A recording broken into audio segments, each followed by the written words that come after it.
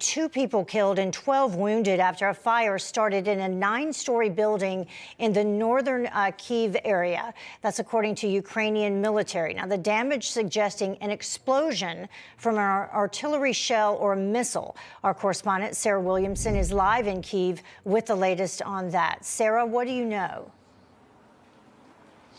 Well, Heather, I actually went out to that area earlier this morning, and the devastation around that building was so visible. You could still see some of the residents of that building who hadn't been injured still walking out the stairs and trying to unpack their buildings, just in tears and just so upset that their lives had been completely torn apart by this missile that had struck their building. And this was in a really beautiful area, a really nice part of Kyiv, a real residential and a real nice neighbourhood. There were still people outside walking their dogs, despite the fact that a missile had just come and struck a residential building.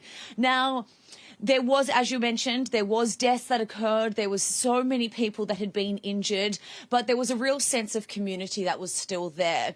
Mayor Wladimir Klitschko was there. I had a chance to speak to him, and he confirmed the number of deaths and said there were still people in hospital that were in a very critical condition. So there is a chance that that number of deaths still might rise. I also had a chance to speak to his brother, Wladimir Klitschko, who was a former world heavyweight champion boxer, and he was very upset that Vladimir Putin is now getting his troops to inch closer and closer to Kyiv, and this destruction is just now hitting the city here. Let's take a listen to what he had to say.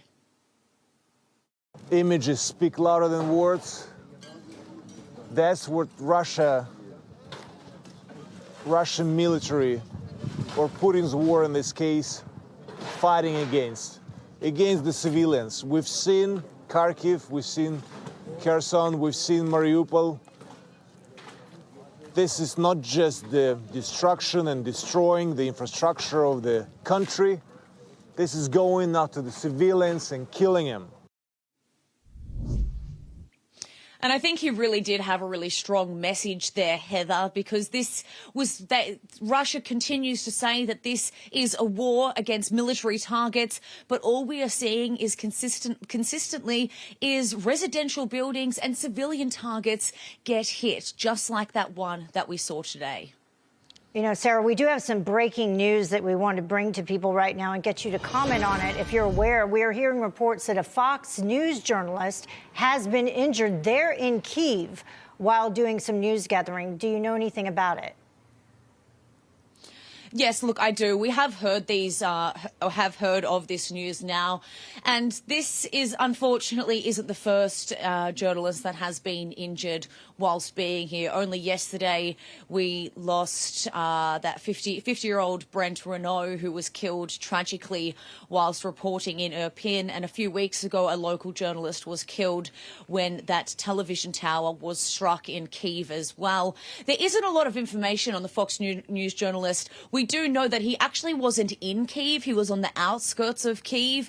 But all journalists here are very safe when they are out doing their reporting. Everyone's very cautious. Everyone follows the rules and tries to make sure that they stay out of harm's way. So I don't have any further comments to make. We have absolutely no information of how he was injured or what kind of injuries he has sustained. But all I can say is that I do hope that he is in a stable condition, and I can only wish him well and wish him a speedy recovery. Yeah, it is a war zone, so no matter what precautions you take, anything could happen. Sarah, you and your team, please be safe as well. We appreciate it.